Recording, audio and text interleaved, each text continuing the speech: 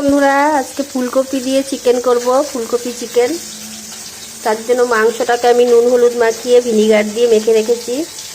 এদিকে ফুলকপি আলু নিয়েছি, আর মশলার মধ্যে পেঁয়াজ আদা রসুন টমেটো কাঁচা লঙ্কা, নুন আর হলুদ দিয়ে দিয়েছি। ফুলকপিগুলো ভেজে নেব।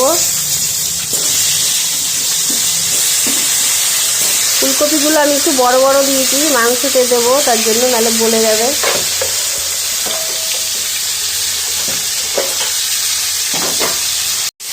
চলো ফুলকপিটাকে ভেজে নিই, তারপরে আবার দেখাচ্ছি।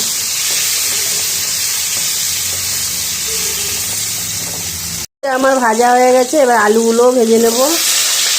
নুন হলুদ আমি দিয়ে দিয়েছি তেলের মধ্যে।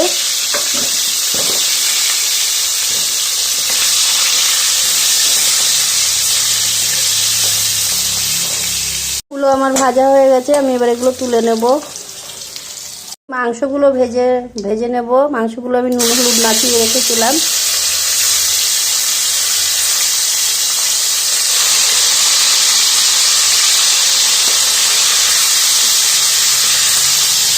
মাংসগুলো আমার ভাজা হয়ে গেছে, আমি এবার এগুলো তুলে নেব।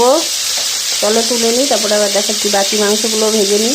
ওটা বসাবো, তার জন্য ফোড়নে আমি জিরে ফোড়ন দিয়ে দেবো, আর কাঁচা লঙ্কা আর পেঁয়াজ দিয়ে দেবো। দিয়ে এটাকে একটু ভেজে নেব।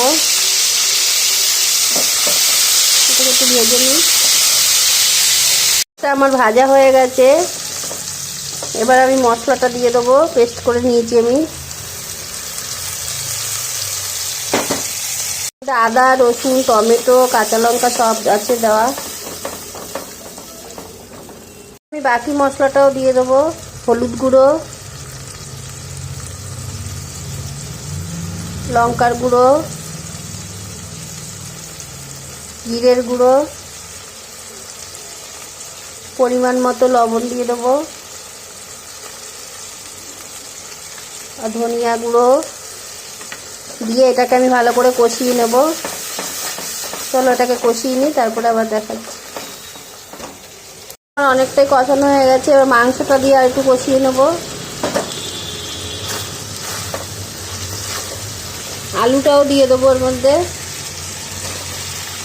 দিয়ে এবার কষিয়ে নেবো ভালো করে। ফুলকপিটাও দিয়ে দেবো এর মধ্যে, দিয়ে আরেকটু কষিয়ে নেব। এটা আমার কষানো হয়ে গেছে, এবার আমি জল দিয়ে দেবো, গরম জল দেবো।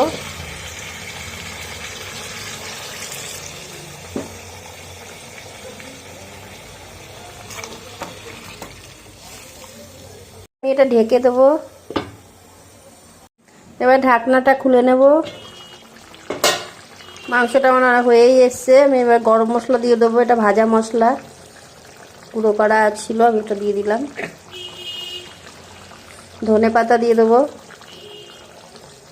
চলো এবার একটু ফুটে আসলে নামিয়ে দেবো, তারপরে দেখাচ্ছি।